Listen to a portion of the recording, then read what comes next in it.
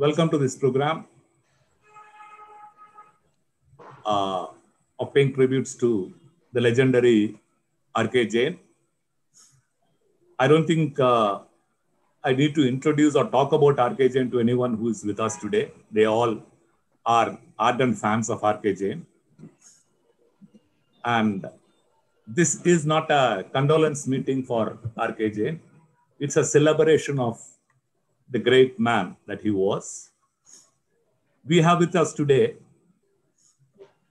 Mr. Prashant Bhushan was to join us. I don't know, there is some problem. Maybe we are not getting the link with him.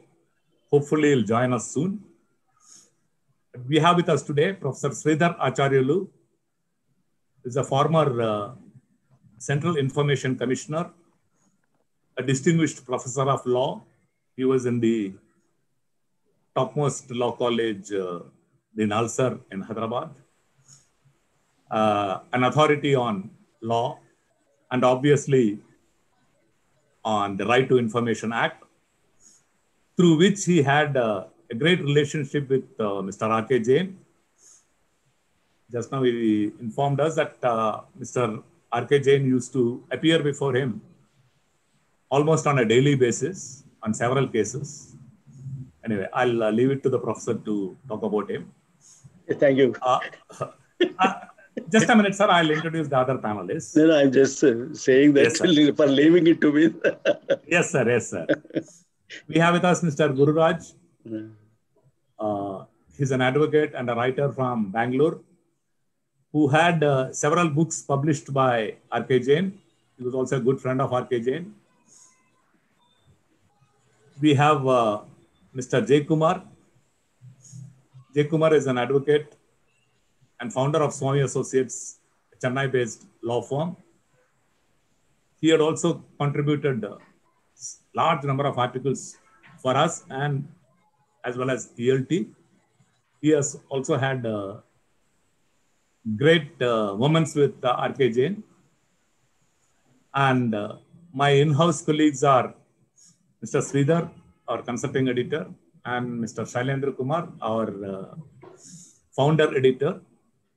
So over to you, Professor, to initiate this tribute to R K Jain. Professor Sridhar Acharyulu. Very good evening to all of you. And I'm happy that you said it is a meeting to celebrate achievements of R K Jain. That's a very positive, right expression. I agree with you. Even when we believe in the philosophy of Bhagavad Gita, we have to celebrate. That's a philosophical note. We really miss R K Jain. And I also agree with Mr. Vijay Kumar when he said we are all fans of Mr. R K Jain, legendary R K Jain. I totally agree. And I was really a fan of R K Jain. There used to be a blame for me in my commission that they used to call me on my face also. I'm an activist commissioner. Then I used to answer it, no, I am not activist commissioner. I'm actist commissioner because I confine myself to RTA Act. I used to say that. Then we used to have very frequent discussions on various nuances of Right to Information Act and other aspects. For example, whether the information about lawyers' fees in relation to a government office is a private information or not was a big question. And lawyers claim privilege over that information. Then privacy also they claim. In such circumstances, what is the law? How is that we can we access to such information was a big issue. Then R K Jain was the person who can unbiasedly give a legal opinion on such a thing. So we used to discuss on that. And we have, after much discussion, concluded that if a lawyer and client are totally private persons and nothing to do with public activity and the government of India, it is not the public information and we need not ask for it. If A paid some fees to be a lawyer, why should I bother about it? Why should I bother about it and why should anybody think about it? So that is one point. And second, equally important aspect is If it is government of India or government of any state or any governmental organization which engages a lawyer with public money, the fee paid to the lawyer in that public activity is a public expenditure and public authority is accountable. That was the nuances we could evolve from. This was needed for me to decide many cases. And there were cases on BCCI, Cricket Control Board, so where the lawyer's fees is a contentious question always. Then there is always resistance for disclosure of that. I'm just pointing out the professional expertise of R K Jain, how it was really helping to lay down information jurisprudence. I say R K Jain is a substantial contributor to information jurisprudence in this country. I attribute most of the legal points that are established in various cases is because of R K Jain. You know, in our system of case reporting, All India Reporter and other Supreme Court cases reporting, and even according to Constitution, landmark judgments of judges is known, but landmark arguments are not recorded unless they mention. But every landmark judgment is based on a landmark argument. Everybody agree that. It is not that their intelligence alone. It is not judges' intelligence alone. I don't say that they are not contributing with their intelligence. I would like to tell that, first of all, intelligence is of the lawyer who researched a petition and presented to. And then second important substantial contribution to judgment, intelligence judgment, is the lawyers who developed a wonderful argument and presented. So that basic structure doctrine of 1973 is in fact a doctrine of Nani Palkhiwala. Nobody knows unless you read the judgment. You don't give attribution to Nani Palkhiwala. So that is our somehow not a satisfactory system, but okay, it's going on. But people who know how the judgments are made, how the arguments are made, how the cases are built up, and how the law is shaped, they remember people like R K Jain. In my view, Right to Information Act has taken a shape, the present shape which you are seeing today. If it is positively for the disclosure of the information, it is because of contribution like Prashant, Bhushan, and R K Jain. They are very good friends. I know them. I met them together. I met them separately, and we discussed several things. And they appeared before me for some information, second appeals.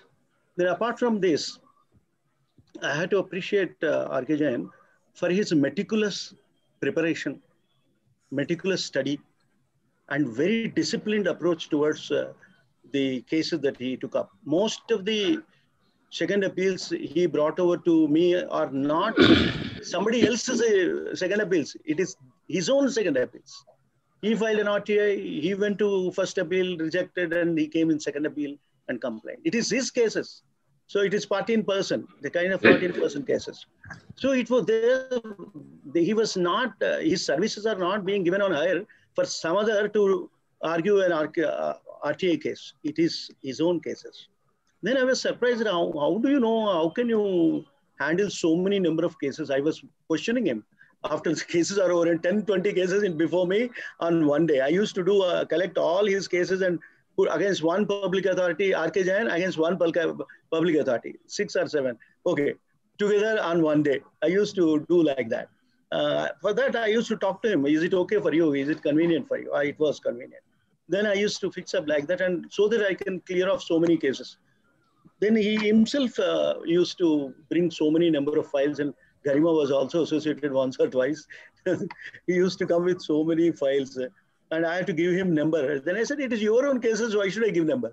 No, sir, please understand, I have so many cases. How do I remember which case you are dealing with? Then I said, we have our own number. And how do I synchronize with your own number? Then we used to struggle, and my people used to help. And ultimately, we used to find out a common platform where we can recognize his case with his number and my number. That's how we used to solve it. One wonderful feature I really appreciated was I didn't know how he was managing so many thousands of second appeals before RTA Commission. Besides dealing with tax litigation, tax editing, tax writing, articles of so many things, how does he do? Was my surprise. Then one day I met in some commissioners conference. I asked him, why don't you reveal the secret of your your wonderful organizational skills? Then he said, you please come to me once, sir, to my office. And but I could not meet him during my term. I never met him. It is not also not proper on my part to meet him like that. So I avoided it. Though he invited me, I avoided it. But after a few months, after 1 year or so after my retirement, when I was teaching in Bennett University of Law, one day we had some discussion on something, and then he invited me to his office and for also lunch. Then I said I should go because I had to know what is the secret behind his organizational skill. Then he has shown me the wonderful software he ordered to develop, and that wonderful software gives him logistic support as to on what day which case is coming up and so on and so forth. That's a meticulous approach Mr. Jain has. And I have to tell one more thing. He was fighting against corruption within CIC. That's a one fantastic thing. And, there are certain limitations on commissioner's powers. Commissioner individually is only supposed to deal with the cases allotted to him on the subjects allotted to him, whereas general administration is with the Chief Information Commissioner. And when there was no Chief Information Commissioner, in the CIC for about 9 months, we were worried how to deal with this situation. R K Jain also made certain suggestions. He wrote letters that you can do like this too, but nobody bothered, nobody took initiative to. I was discussing in commissioners' conferences to solve this imbroglio, but somehow we could not do that. The second important aspect that R K Jain contributed to the situation was how to bring political parties under the purview of Right to Information Act. There is already a judgment wherein 6 political parties were declared to be public authorities. Then this gentleman, R K Jain, went on writing RTA applications to 30 RTA applications to 6 political parties. They were all rejected, saying that they are not public authority. They should not have said it because it is declared and not appealed from. When a case is not appealed within the time, it gets finalized, and unless you have a special case where you obtain an interim order restricting them to be considered as public authorities, it will remain. So on that ground, on that legal technical ground, he was filing the RTA applications. When they were rejected, he came in a complaint, and then further he came in second appeal. So around 30 cases filed by him on 6 political parties, and there are around 60 cases filed. I really appreciate R K Jain and others, so those who filed cases on political parties or information requests on political parties. The reason is, once the commission, 5 benches commission says they are public authorities, public should take it up. And they have only 90%, of course, and out of that substantially it is R K Jain who is more interested in bringing political parties into accountability. But, all political parties have vested interest in non-disclosure. They wanted to fight it out. They brought various kinds of lawyers, and only one person this side is R K Jain, and on the other hand, you have a battery of lawyers opposing disclosure, and one person this side asking for disclosure. But he ably tackled them with his own experience and with his humor, satire, and jokes, in between. He used to made it very lively. I was leading the bench, that's why I remember. So we were about to reach to a particular conclusion, but so many things happened. One commissioner recused from the bench, my bench, and thereafter it could not be constituted. And Chief Information Commissioner tried to constitute it without me and another member of the bench. Then R K Jain raised a very serious objection, and because of that, he could not constitute another bench. My bench could not be revived, and meanwhile I retired. So he knows that all this play is only to see that I get retired and nobody takes up the case of political parties. But what to do? We did our best, and beyond that, we could not do. The system works in such a manner. So I feel the people, activists like R K Jain, those who are experts in law and those who can understand nuances of law, those who know the process of law, interpretation of law, how to present it in a court of law, they are needed. They are the need of the hour People say there should be several R K Jains, and each one R K Jain, at least in one district, is the requirement of this country, so that people can question the systems and systems which are committing wrongs. And he has really spread a fear, an atmosphere of fear among the wrongdoers. Oh, R K Jain is coming. And I'd like to tell one more thing. He knows more about commission than me, even when I'm in office. He has wonderful resources and wonderful information. I don't know whether he has right to information about CIC, but he had the information about CIC. But we are supposed to know entire information about CIC, but we didn't, because we are confined to our own chambers, our own timings, and we don't mix with the people because of our burden of work. Whereas this gentleman has the cases before every commissioner, and he used to come with a suitcase full of files. He used to open them, study them.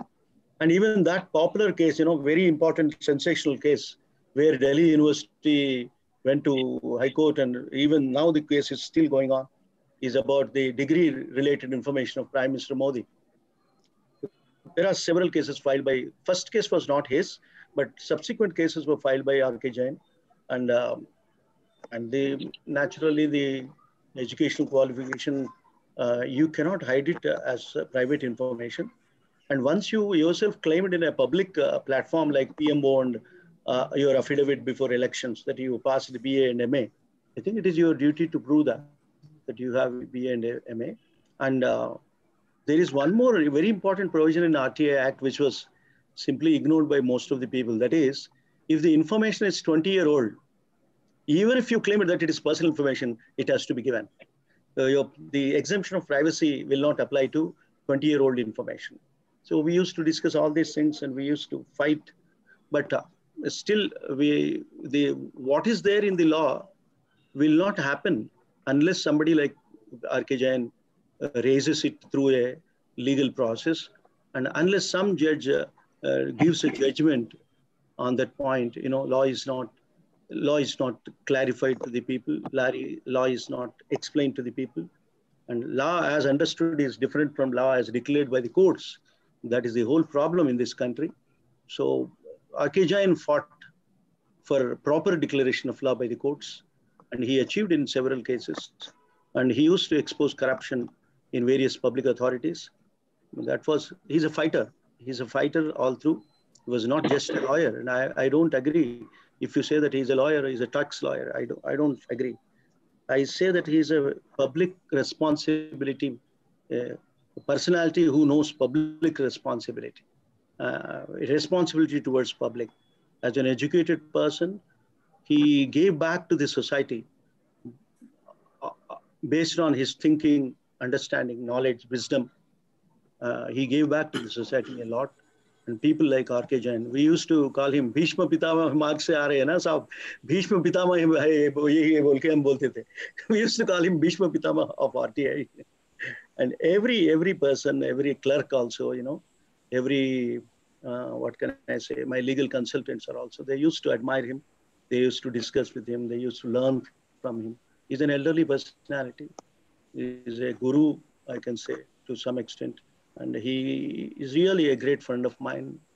His love and affection cannot be forgotten. He achieved a lot. His attitude is more important than his knowledge. His attitude is very human, very humorous, and he has hundreds of anecdotes to enliven a situation. Oh, wonderful personality. I pay my tributes to him. I remember him. I respect him. Thank you so much. Thank you, Professor. That was a wonderful breeze through. You have shown us all, most of us are lawyers dealing with R K Jain as a lawyer and a publisher. You have so lucidly highlighted his other side. Yes, we all consider him as the Bhishma Pitama staying in the Bhishma Pitama mark. And you have so aptly brought out that you went to his place for a meeting, discussion, and lunch. There is a strict law in that Bhishma Pitama road where he used to preside over. You can go to him, but you cannot come out without having food or a book or both. It was impossible. Okay. And the way the way he used to treat people with his samosas and other kinds of food was as precise and expansive as the way he used to deal with secrets of commissioners. And in fact, sir, as you said... I have to guess that you know most of my secrets. Sir, you are known as, though you deny it, you are known as the activist commissioner. And activists cannot afford to keep too many secrets. Anyway, from what you have said, like, I shouldn't say it explosive. You are certainly an activist commissioner. And you and R K Jain together have done a great service to the field of RTI in this country. I would like to quote a small sentence from what the Supreme Court said about R K Jain. They said he is not a novice in the field. For decades, he has been fearlessly using his pen to highlight malfunctioning of SIGAT and its successor, SESTAT. So even the Supreme Court in one of his judgments, though as you rightly said, Professor, only what the judges write are highlighted, but here was a comment about a respondent who was before the Supreme Court. And that case was argued by Mr. Prashant Bhushan. That was a contempt case. And one more thing that we should remember is all the cases that in which he appeared before you and other cases which he took up in a later part of his life, which means about the last 20, 25 years, were not for money. He was not getting a single rupee out of it. And he was spending money for that. True. So he was not a lawyer practicing for money, at least in the right to information field. We have with us right now Mr. Somesh Arora. Welcome, Mr. Somesh Arora. Thanks a lot. Thanks a lot. Mr. Somesh Arora was also a commissioner, a very distinguished commissioner in the GST department in the CBIC. Right now he's an active lawyer in Delhi. And for those who have joined us late, we are joined by the family of Mr. R K Jain. We have Garima Jain. She's the granddaughter of R K Jain. And Navneet Jain, he's a son. We hope they will together carry the great burden that R K Jain left on their young shoulders. Now, Professor, that was really wonderful, great. It was nice that I think many of the people in our group never had the opportunity of knowing this side of R K Jain. Thank you very much. It was so kind of you to join us. Now, may I request Mr. Gururaj to share his thoughts. Vijay Kumar. Good evening, everybody. My acquaintance with R K Jain goes back to 1987. I had just joined the bar sometime in the year 1985. I was just 2 years into law practice. I dared rush in where angels fear to tread. I wrote a book. More impressively, R K Jain was willing to publish my book, though I was a novice both in law as well as a writer. Of course, at that time, I did not meet him. I simply sent the manuscript which he accepted and published. Thereafter, I wrote 2 more books for him. Originally, it was titled as Moderate Law and Practice. Mr. Gururaj, sorry to interrupt you. I think there is some problem with your audio. Can you just check up? Okay, I'll hold the mic closer. Yeah. Is it okay now? There's some disturbance coming. Is it okay now? It's better, okay. Yeah, please carry on. Thereafter, I wrote 2 more books for syntax publications. Originally, it was titled as Moderate Law and Practice. Thereafter, it was titled as SEMAT on Goods and Services. I wrote 1 more book for him, Guide to Customs Procedures, sometime in 2002, I think. He totally published something like 43 editions of my books. I doubt very much whether any other publisher would have done so much for promoting the books. I would first recognize him as a benefactor. I used to ask him, you are regularly, annually publishing my books. You are asking me to advise. I am also submitting a book. You are publishing the books.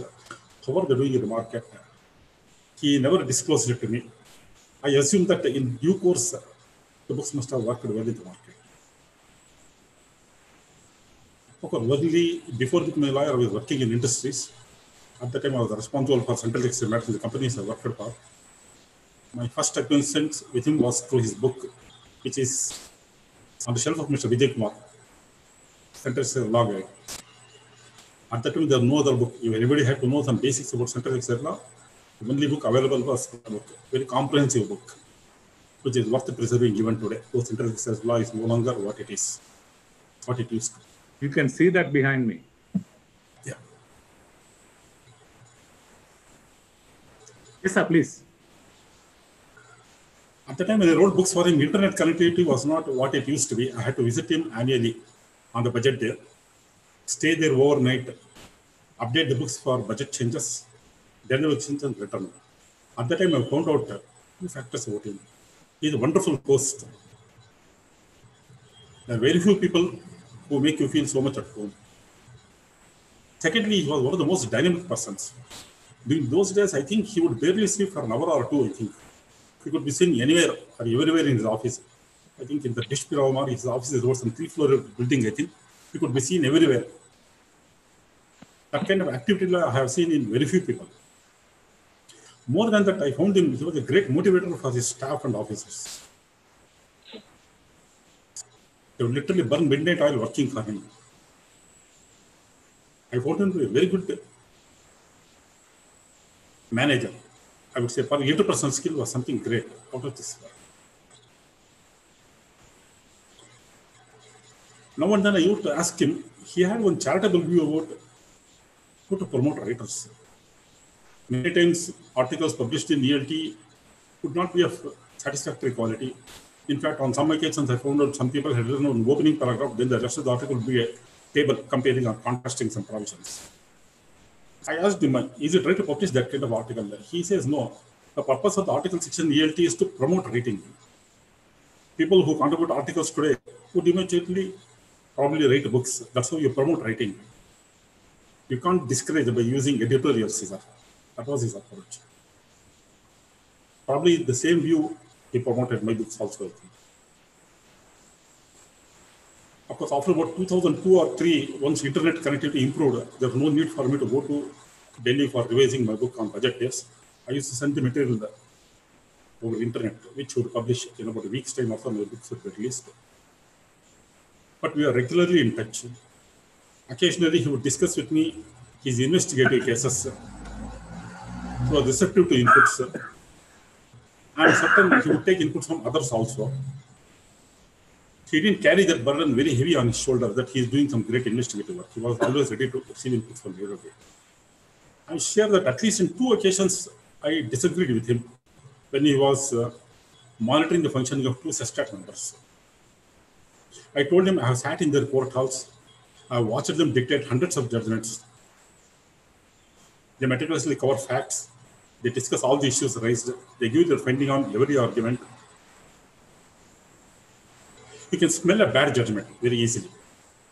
Facts are skipped, arguments are skipped. He disagreed with me and pursued the matter anyway. That didn't alter our relationship with him.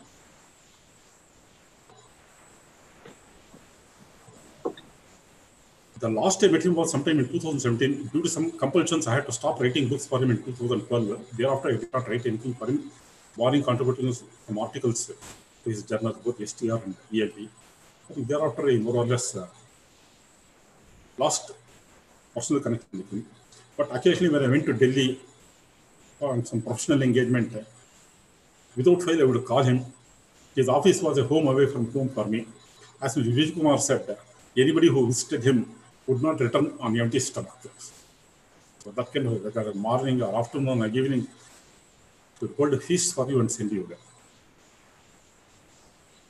The last I met him must have been in 2017. I think thereafter we were only in touch with either over telephone. He was a very trustworthy and reliable friend. Occasionally, when I would need a favor from him in Delhi, without batting an eye, he would readily say yes. I realized that he was the kind of person who would spend 1,000 rupees to do a 10 rupee favor to a friend. Absolutely reliable. On a couple of occasions, he represented me before CIC also, when I found it was not possible to travel to Delhi and appear before CIC. I have fond memories of him. Through his guide, he was first a guru to me. From there, I learned basics of central excise law. Through my acquaintance with him, I found him to be a great and reliable and trustworthy friend. More than that, by publishing and promoting the books, he stood out as a benefactor for me. But he is not a person who is going to be forgotten so easily by his friends and acquaintances. I'm grateful for the opportunity to share my thoughts about him. Thank you very much. Thank you, Mr. Gururaj. And now Mr. Prashant Bhushan has joined us. Thank you, sir. Mr. Prashant Bhushan, can you hear me? Yes, I can hear you. Good evening, sir. Welcome, sir. I'm Vijay Kumar from Tax India Online. Sir, just a brief introduction we have with us for you. Mr. Gururaj, sir, is an advocate from Bangalore and a writer for R K Jain. Sir Shailendra Kumar is the editor, founder editor of Tax India Online. We have Mr. Somesh Arora, a former commissioner in Central Excise and Customs and now an advocate. And we have your friend, Professor Sridhar Acharyulu, the former CIC. And Mr. Sridhar, he's in-house, sir, our consulting editor. We are very happy to have you here, sir. And we have with us, sir, from the family of R K Jain, Miss Garima Jain, his granddaughter, and Mr. Navneet Jain, his son. A very good evening to you, sir. Thanks a lot for coming. And I was just informing Professor Sridhar Acharyulu about a contempt case in the Supreme Court, which you argued for R K Jain. And you argued and won the case so successfully that the Supreme Court Supreme Court allowed a cost of 2 lakhs of rupees to Mr. R K Jain. Anyway, I won't stand between you and our audience. Sir, please share your thoughts on. In the very beginning, I said, sir, this is not a condolence meeting for R K Jain. We are celebrating the great man called R K Jain. Over to you, Mr. Prashant Bhushan. Thank you very much. It's an honor for me to be asked to speak about Mr. R K Jain. It's, of course, very unfortunate and it's a very sad thing to have lost him at such an early age. I mean, I still think that he was quite young and he had many years of great work ahead of him. I have known him for the last, more than 20 years, during which time he came to me on many issues involving, he was a great RTI activist, but most importantly, I mean, he was a great editor of Excise Law Times, but most importantly, he was a great campaigner for accountability in the excise and in the CGAT institutions. And he kept a very sharp eye out for malpractices occurring within CGAT. And whenever he saw malpractices, he would bring them to the notice of the authorities and often expose them through his editorials, etc. This is a great quality of anybody, and it requires him to be a fearless campaigner and crusader for truth, for justice, and for accountability. And he was indeed a fearless campaigner for all these values. So in that capacity, he came to me many times pointing out what was going on within CGAT. And ultimately, one of these matters came to a head.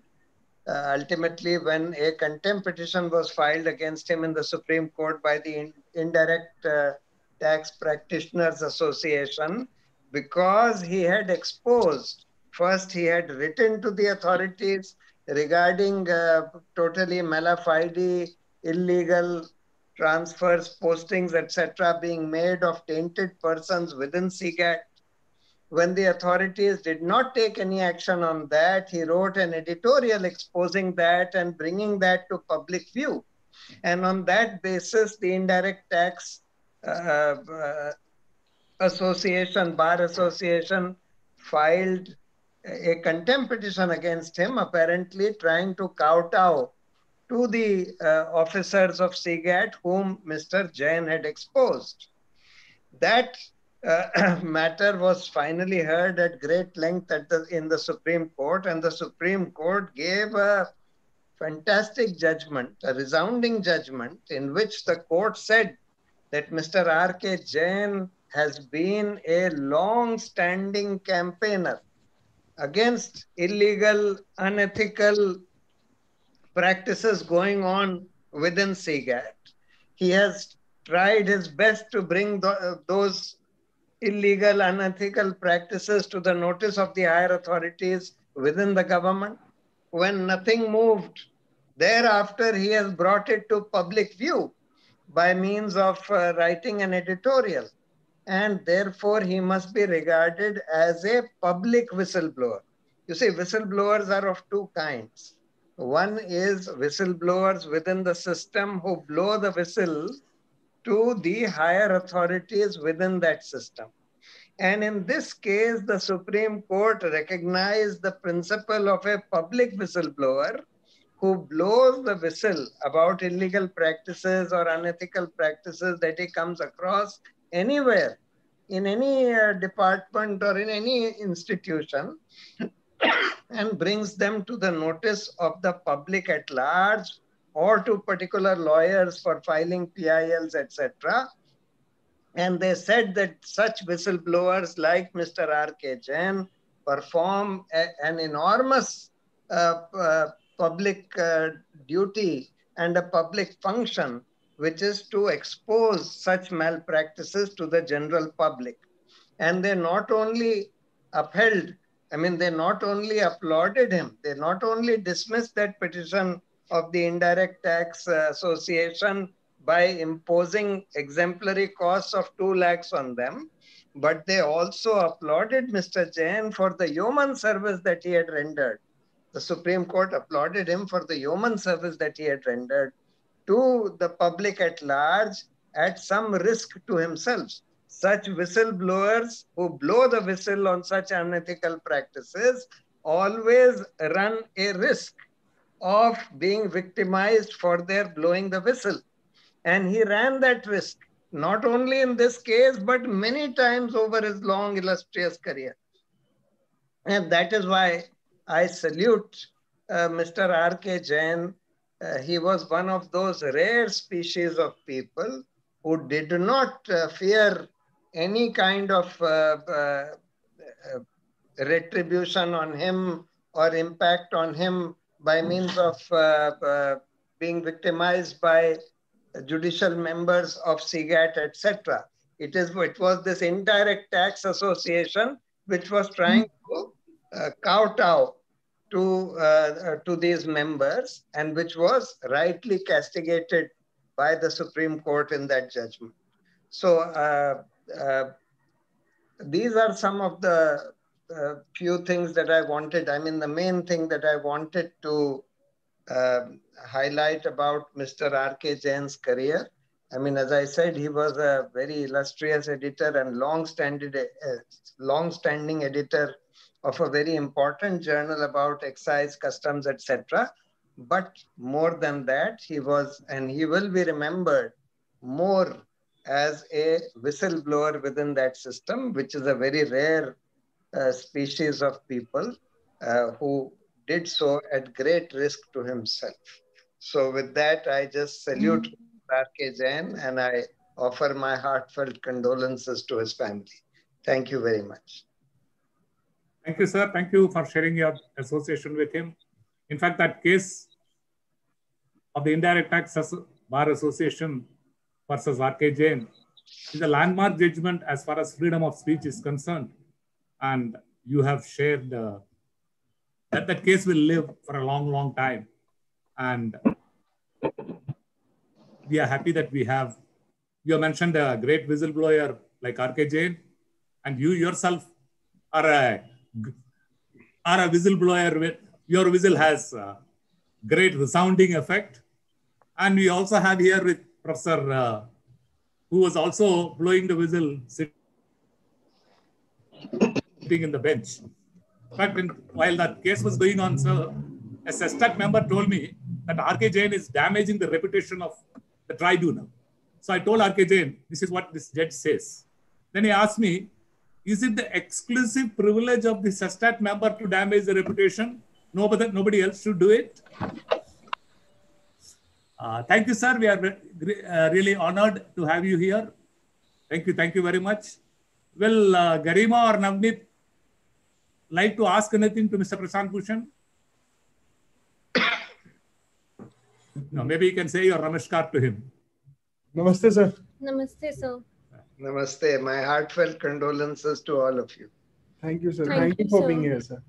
Thank you for being there with Sri R K Jain and he being there for you, being there for each other. We hope to carry this forward. Good. I'm so glad to hear that. Thank you.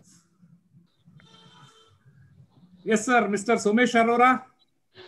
Thanks a lot, Vijay. I can hear and so happy to be amongst the people who were all part of the army of Mr. R K Jain. Maybe some persons like Mr. Prashant Bhushan can be stated to be the heading of those armies, the Senapati of that army. Maybe I can also be reckoned as a small soldier. Only time will tell. When I see that book on your rack, Central Excise Law Guide by Mr. R K Jain, it takes me down the memory lane. When we joined the Indian Revenue Service in 1986, people even before that, I think this book came in 1977 when he was just 27 years old. Correct. Yes. When he was just 27 years old. And that became the Bible, Central Excise Law. I think his contribution, if it has a parallel, is on the direct taxes. One can think of Mr. N. Palkiwala for the books he wrote and for the speeches he used to give on budget. Like him, whatever Mr. R K Jain published, every word of his, read every nook and corner of India. I could go to Chhattisgarh, maybe some area infested in Mao, this thing, where you have some factories, you will find somebody sitting in the accounts branch, having Mr. R K Jain's manual and all that. So such was the reach of his words on taxation. Really everlasting and all-encompassing reach. Beautiful memories of him. We joined the Indian Revenue Service. The first thing which we were told on the very first day by our assistant director who was training us is that you have the book of Central Excise Law Guide with you if you want to learn seriously.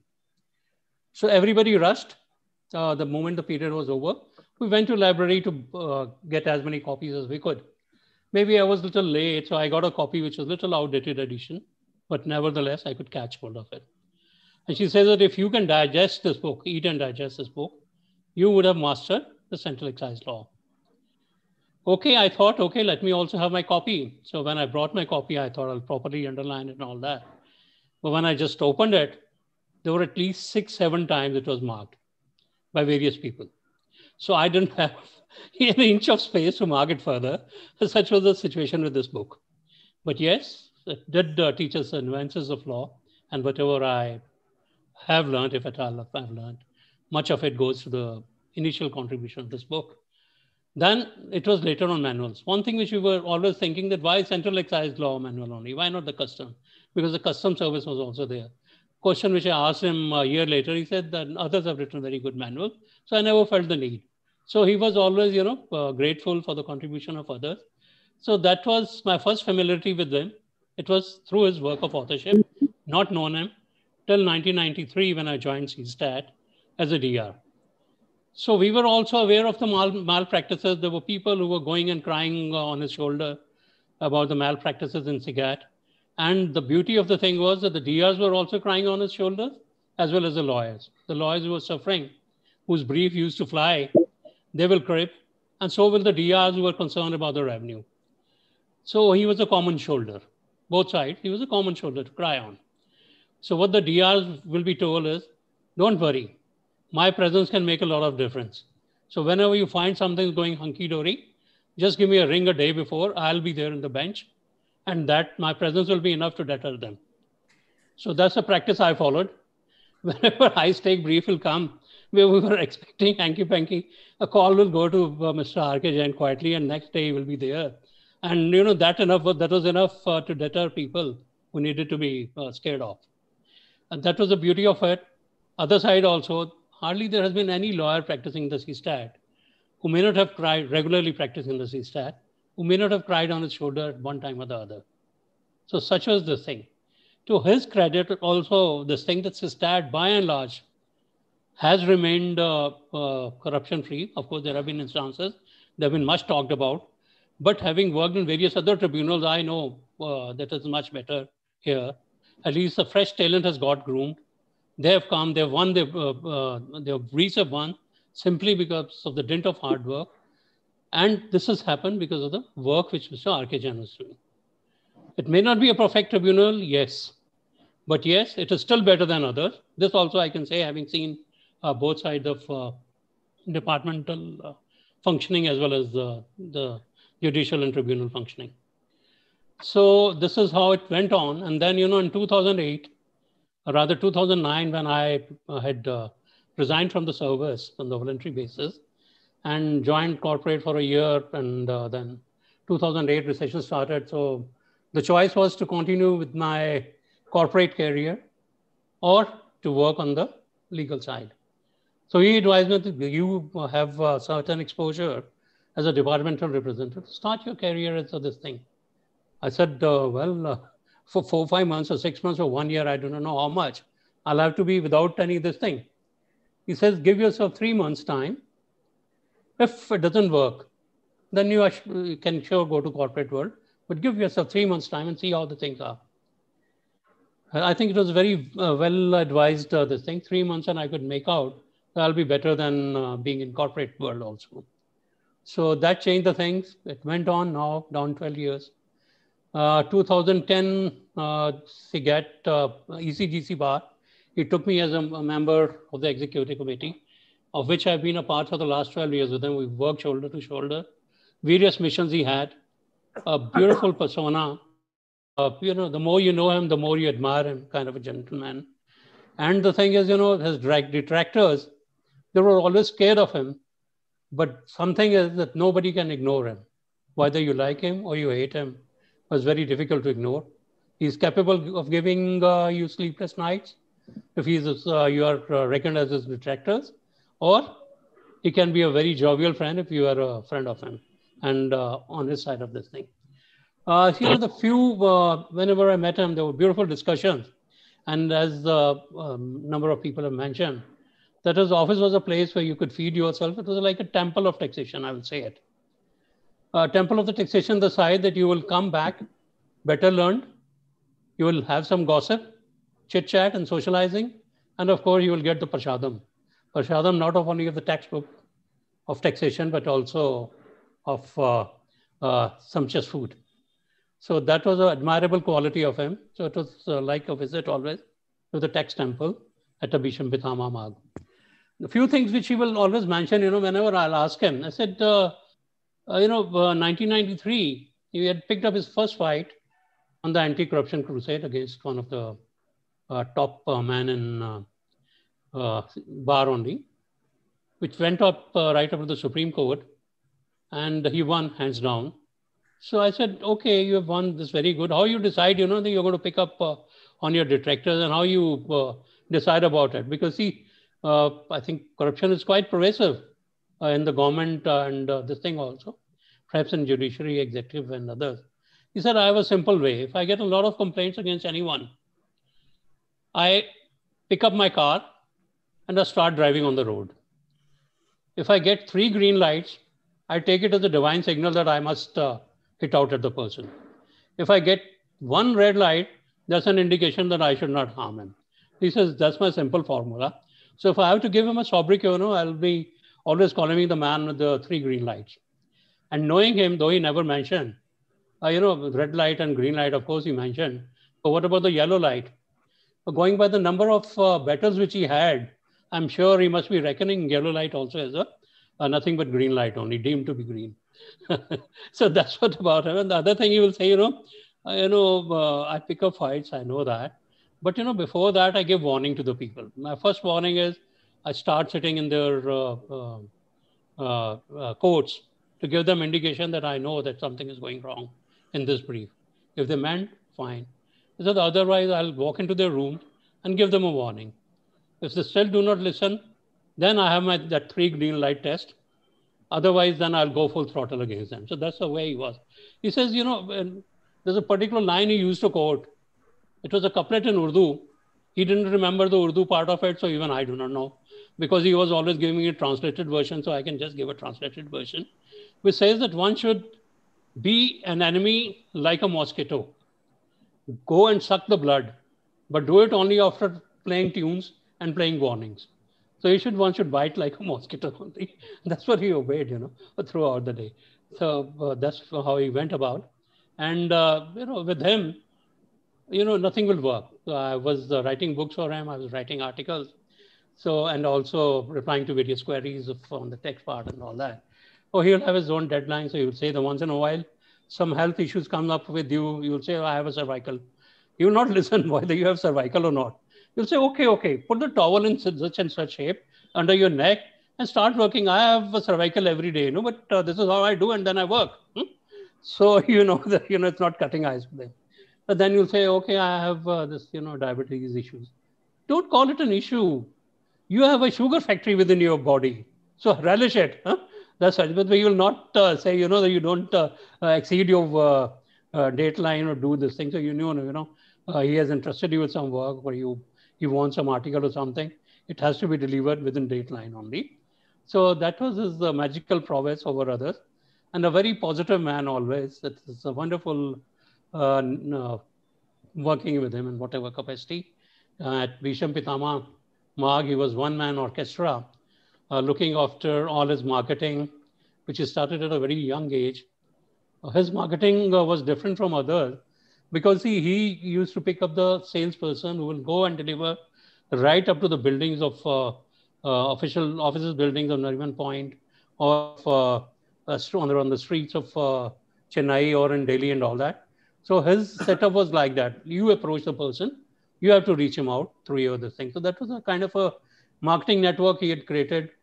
And then constantly he will be updating himself, bringing out new versions. I think in his lifetime, he might have written something like 200 or 300 manuals or books or versions of various articles. His editorials were the most dreaded. Whenever some editorial is being published, people will even go and check up with his printer about whom he's writing now next. So that was the kind of threat, which editorials used to hold. But very interesting and lively person for those who admired him and who were on the right side of him. Beautiful person to be with. And unfortunately, the last interaction I had with him was on 1st November. So it was about my son was getting married, of course, because of some COVID problems that got delayed. So, as usual, I was just asking him what should be my invitee list, because of the guest restriction also, I have to obey that. So for the first time, just spoke. He said, sir, I'll just advise you one thing. Number one, keep your guest list as restricted as possible. And secondly, do not ask people or force them to come, even if they are your close relatives. So I was, a little dumbstruck. What is this? And yes, Jansen, it is like that only. In any case, I have to obey the law. So that's why I said, okay, sir, okay. So, then it set me thinking as to why this person who never speaks negative is suggesting me something like that. He's always been positive. Last time when I had the same thing, he was full of names, can write this and write this and like that. So why this change? So it set me thinking. For the next 4 or 5 days, I just kept trying his number. I never got it. So, thought struck in my mind that maybe, something is going wrong with him. So finally, through his daughter, we reached him out. Some member was picked up who had number of a family of Mr. R K Jain. He, he used to keep his official and family life quite separate, despite, a number of family members being part of the setup. So finally, we reached him out and we learned actually the day he was speaking, he was in the hospital. He never revealed to me that he was himself corona affected. And perhaps the next day he was taken to the ICU. Just a day before we had spoken, and that was the last words I got from him. His advice somehow to me got implemented because my son's bride-to-be herself got affected by Corona. I had to cancel all functions. So the departed friend's last advice was something which was very providential and got obeyed by me. I'm happy about that. I have very fond memories of him, so many of them, but then time can be inadequate to describe such a person who has so many manifestations about himself in various avatars, be a author of excellence or a publisher or a taxman, or the one who started taxing investigation in the right earnest. If there is something called tax investigative journalism, then it has all got started with him. RTI was a tool which helped him out. He was having his own systems. Rather, he was having his own counterintelligence. He used to pride himself that he maintains a dossier on all the corrupt people, keeps on making entries so that he has a ready information whenever he decides to take on them. So such was his prowess, such was his fear, and such was his respect. All in one person, something really great. We'll always love him for whatever values he stands for. His family is there. We convey our condolences. The next two generations are there. We are sure that there will be R K Jain in them also, who will rise when the occasion comes. Thanks a lot, everyone. My sweet remembrance to him. Thank you, sir. Thank you so much. We have already run out of time. I'm really sorry. It's so difficult to talk about R K Jain and follow time. We are trying. It's like trying to put an elephant into a small bottle. I know, but somehow I think it's difficult. And as you have mentioned about that book, which he wrote at the age of 27, he told me that was around the time he got married also. So he had to deal with a newly acquired wife and a newly acquiring book. Thank you so much, sir. JK, are you there? Jaikumar? Yes, sir. Yes, sir. I'll go right across to you. I'm sorry we don't have much time. Yes, you are audible. Please go ahead. Okay. Thank you first, Vijay, for calling me for this wonderful celebration, I would say. And thanks to TIOL. I'll make as concise as possible. See, I was introduced to this great man by none other than Jaikumar. In fact, at that time I have started writing, and Vijay was my mentor in writing. And one day I was telling Vijay that whether I should write for ELT. He said, "You are already late." Then he asked me to write to ELT, and my first article was Repair the Gutter. And I wrote about the deficiencies in ELT and sent it across. I was skeptical how it would be taken. But unexpectedly, a phone call came to me, and they said that we are calling from Syntax. And I was so surprised. And I got connected to none other than Bhishma Pitama, my first. And he was saying that, "Is that Mr. Jaikumar?" I said, "Yes." "Vijay used to speak a lot about you." He said that. And he said, "Sir, I sent you an article. I'm sorry if it is offending." No. That is the reason I'm calling you. And he said, "I want you to write more for ELT." That was the grace in which he took his criticism at the first place. Then when I went to Delhi for the first time, I went and met him. And that moment, the connect happened. We had a fantastic guru-shishya relationship from then on. And I've been an ardent fan of his anecdotes, his gossips. I used to always feel that he's a short in stature. He's like Napoleon Bonaparte. I always wonder whether from his neck the spine travels to his heel, because such a forthright, brave man, like senior Mr. Prashant said, the whole department was not worried about the other three letters like CBI, RAW, or even CVC. They were only worried about one three-letter word. It's called RKJ. He was a menace. He was not a whistleblower to me. He was a trumpet blower, actually. I don't know why we call him as a whistleblower. He never hesitated, or his sound was very as mild as a whistle. His explosive columns I would say, now we wake up to India wants to know. But those days we woke up to his explosive editorials. When the pen logo comes in ELT, there will be shiver in most of the spines across the country. Such a fantastic writer he was, an explosive writer. And I also vividly remember, I want to share without anecdotes and without, some snacks, R K Jain is not complete. When I went, once I was talking to him and I asked about what is his take on Supreme Court's getting decentralized? And immediately said, you may be getting your meals, but you may be missing snacks. I don't know whether he meant the snacks I was sharing in his table at the time. And I have to mention the marriage here. I attended his daughter's wedding. In fact, Vijay wrote in his column also about one commissioner asked whether Mr. Jainji had another daughter because he missed to bring his wife. Exactly was my feeling, that because I wanted the entire family to travel. What a spread we had. That's the first time I was exposed to such a grandeur marriage. And it was so well organized, and it was a fantastic marriage I had.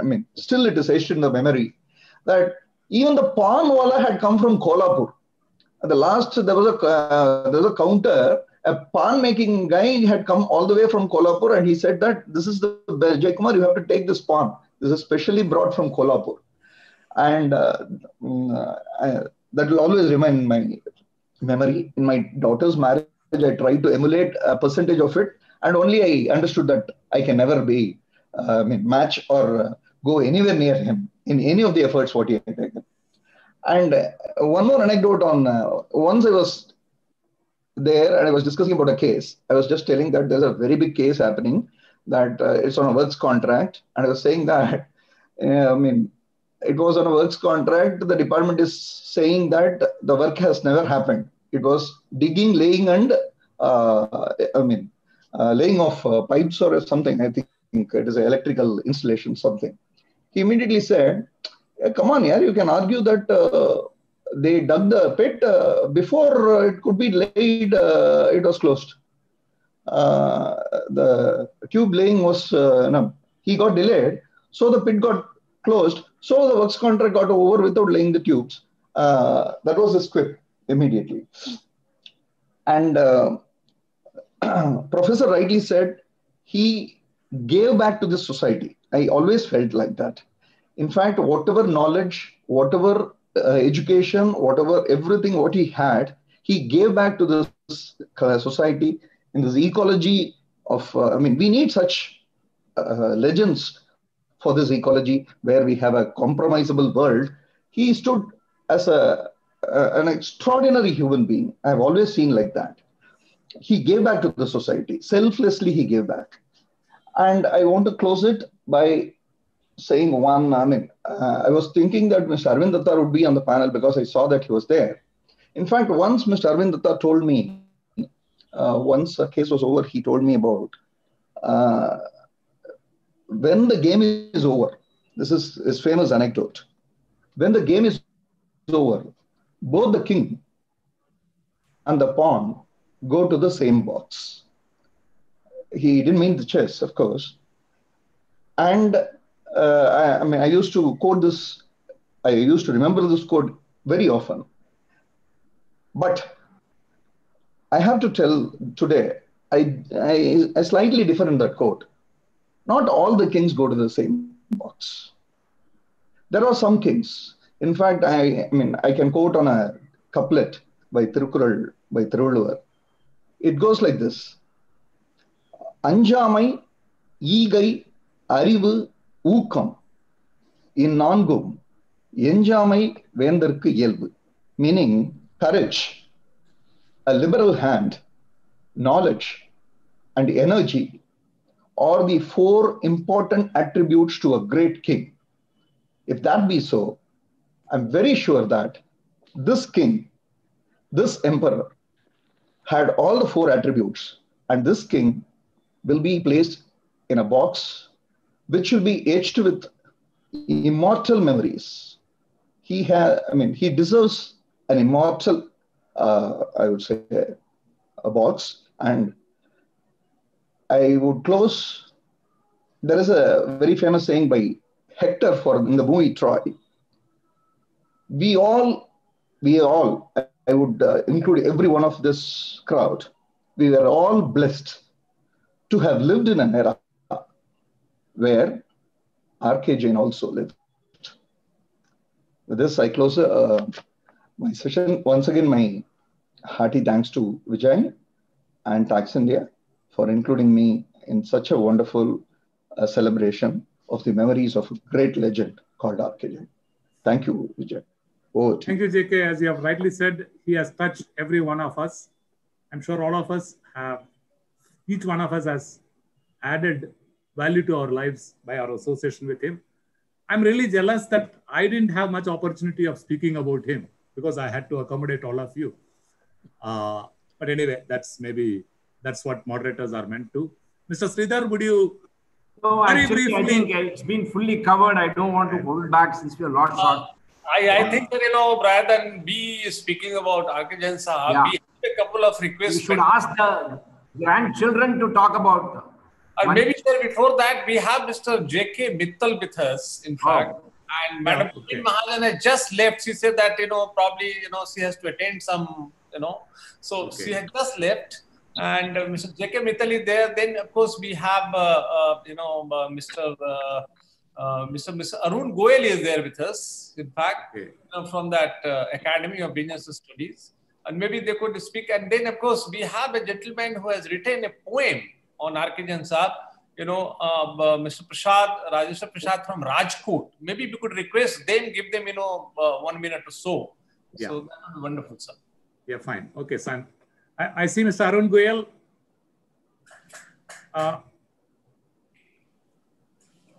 Mr. Arun Goyal, are you with us? No, I don't think he is hearing us. Mr. J.K. Mittal? I'm very much there, and I'm very happy that Mr. Goyal, please, we can give you only 1 minute. Please go ahead.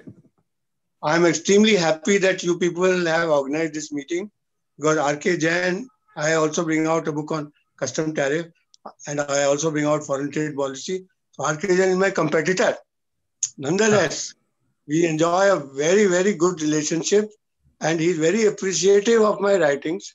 So I was very happy that he has appreciated and he's the original father of this. He's older than me also. So I've enjoyed a very good relationship with him. And from the book trade, where he was very popular at Jain Saab and his ex-cust tariff, that CD they have said they are selling. There's a big shock wave that has run through the entire publishing industry as well as through the book trade about his departure. And I think this void that has been left, I don't think it can never be filled in the way R K Jain used to work. Okay, sir. Thank you, sir. Thank you so much. Thank you so much. And I wish good luck to all of you people. And I'm very happy that TIOL has taken the initiative and my old friend, he has organized this meeting and thankful. And my heartfelt condolences from my side, Academy of Business side, as well as from the publishing side and the book trade in general, which I will convey because there's a WhatsApp group of the book trade, which is very popular. Please. On that, sir, they can watch this video on YouTube. Yes, sir. Yes, sir. Excellent. So please send me the link and I will then further publicize it. But my good luck to the successors. And I really was a great shock. And I'm very sorry that he's no longer with us. Thank you. He is irreplaceable. I'm telling this seriously. With all sincerity. Sure, sir. Thank you, sir. Sorry we couldn't hear you more as we have completely run out of time. Thank you very much. Mr. Mittal, are you with us? Mr. Mittal, can you hear me? J.K. Mittal, yeah. No. Mr. Rajesh Prasad, you wanted to say something? Sir, only 1 minute, please. Yes. Shri R K Jain sir के बारे में ये कुछ भी वो दीपक दिखाने जैसा है। एक सूरज था कि तारों के घराने से उठा, एक सूरज था कि तारों के घराने से उठा, आंख हैरान है कि क्या शख्स जमाने से उठा। आज सुबह कुछ पंक्तियां लिखी हैं, टैक्स साहित्य को आपने जन जन तक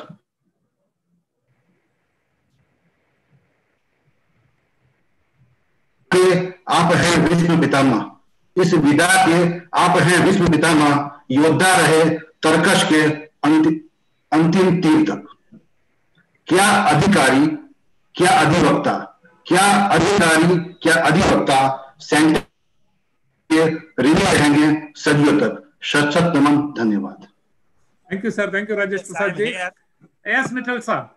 Please go ahead, sir. Sir, I'm really sorry we don't have much time. I will take only 1 minute. I remember R K Jain in many ways, but my association with him, once he asked me, can I represent him in various RTI matters and other social activities he was working. And I was stunned. Once I took up his case, he sent me a check, which I returned him immediately. I said, for such a contribution, I have to be pro bono for every cases. And I remember, whether Attorney General is a public authority or not, one of that case I also took up. Political party cases, which was discussed, I took up on his behalf in Delhi High Court. And we succeeded in number of such cases. And I admire him because I find him that in the C-State also, like I was alone, as a member of the bar was speaking against the corruption. Once I find him, he is taking up such cause. He used to discuss me in details about everything. I remember in the COVID lockdown also, one of the judgment came, which I argued in Delhi High Court. And 2-3 other issues he also discussed with me in detail about the corruptions for setting up hearing during the post-lockdown period once it was open. Therefore, my association was very close with him, and I was fortunate to take up all such public causes with him. And I wish that his successor, his family member, will take up carry forward. And I 1 year. I mean, Sridhar, I think your audio is interfering. Yeah. Yes, at the end, I would say, I'm my tribute to him, and I wish his family member will carry on the great work he was continuing, and wherever my support is needed, I will definitely will do it. Thank you very much, especially to Tax India Online, Mr. Shailendra, my friend, for giving me this time. So we have one more request from Mr. Yogesh Desai from Vadodara, and maybe sir, we could give him 1 minute if possible. Yeah, Shikhar, see if you can connect Mr. Yogesh Desai. In the meantime, thank you, Mittalji, for your wonderful association with him. But just now I was telling Mr. Prashant Bhushan about the famous case in the Supreme Court, which Prashant Bhushan argued. Equally, you have the famous case of the Attorney General in the High Court, where you appeared for Mr. R K Jain. Yes, Shikhar, can you connect Mr. Yogesh Desai? But we'll give him only 1 minute. He asked for 2 minutes. If he's not there, sir, we can give this to Mr. Anil Sood, another very well-known and seasoned personality and having close association with Jain sir. Yes, Shikhar, if you can connect to Mr. Anil Sood. Yeah, I have done that, sir, actually. Yeah. He should be here. He's here. Yes, Mr. Anil Sood, are you with us? Mr. Anil Sood, are you with us? On mute, actually. See if you can get Mr. Yogesh Desai. He was the first one who asked for 2 minutes. Yeah, Mr. Anil Sood is here. Mr. Anil Sood, please go ahead. You have your 1 minute. Sir, my association with Jain Sahab goes back to 1993. And every day, I don't say he has gone. He is still with us. Every day morning, I insert the CD Excus and he says, welcome. You don't find this kind of person dedicated to all, and I am very well, I may not be even, I don't have words to say that all of us, he was connected with all of us, with each one of us as personal member. We had been discussing quite a few issues and common causes, and today I am at a loss that my shoulder is gone. But yes, the memories are there. He is there with us every day through Excus. First thing is welcome to R K Jain Excus. He is not gone, he is with us. And we will stay with the family. And we will, let me assure the Nanu, fondly RK used to call him Nanu. Nanu, we are with you. Sir. Just phone call away. I know, sir. I know. Just a phone call away. Okay. All the best. Good luck and take care. Thank you. Thank you, Shailendra ji. Hello. Thank you. Hello. Hello. Yeah, thank you, Mr. Yogesh Desai. Can Yes, you sir. hear us? Yes, sir. I can Please hear go you. ahead. I'm sorry you don't have 2 minutes. You have only 1 minute. Please go ahead, sir. Sir, my name is Yogesh B. Desai. I am from Baroda. Yes, sir. Please. I did my graduation in 1974 and I joined the finance department. In 1975, tariff item 68, not elsewhere, was specified. And therefore, since I was the junior most in the company, that work was thrust upon me. And then the question came to me how to learn about excise. And I found in the market that before the excise law guide, there was another book which was called Excise Manual, which was screw bounded, and R K Jain used to send us the pages that replace page number so-and-so with the place number so-and-so. So we have to remove the screw and add the page. From that, I started learning excise, and he was having office in Daryaganj. I used to meet him whenever I was stuck. And then I subscribed for excise law times. I was working in a company called Apex, and my registration number was 1. ELT subscription registration number 1 was there for a number of years. Then I started my own practice, so now I don't have that number. But only because of R K Jain, today I'm practicing, and only because of him, I am practicing today, even at the age of 67. The basic thing is that in one of his book, he has written, Justice Harvey Perry, commissioner is not merely a tax collector. He is a combination of an accountant, chemist, and policeman. And I introduced that wording in a company also, that not only the commissioner, but the person looking after excise or tax or should be a combination of a policeman, chemist, and an accountant. I adopted that practice, and today, because of that, I started learning everything. And because of that, today I am sitting as a consultant. Great, wonderful, Thank Mr. you very Yogesh much Desai. Thank you very much. Thank you. I think before Zoom cuts us off, yes, Mr. Yogesh Desai, we are happy to see you. You don't look 67. You look much younger. Thank you very much. Thank you, I think, as I said earlier, I'm really jealous of you all. And, I have so much to say about him. But anyway, I didn't have the opportunity. This time is running out. Now, maybe if Garima and Navneet, if you would like to say. Right. First of all, good evening, one and all present here. I would like to take this opportunity to thank everyone for organizing this and everyone who took out their precious time and spoke so positively about Sri R K Jain.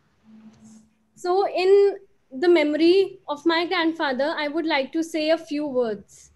First of all, I would like to thank the Almighty for blessing me to be a part of this family, to having been known him for 20 special years.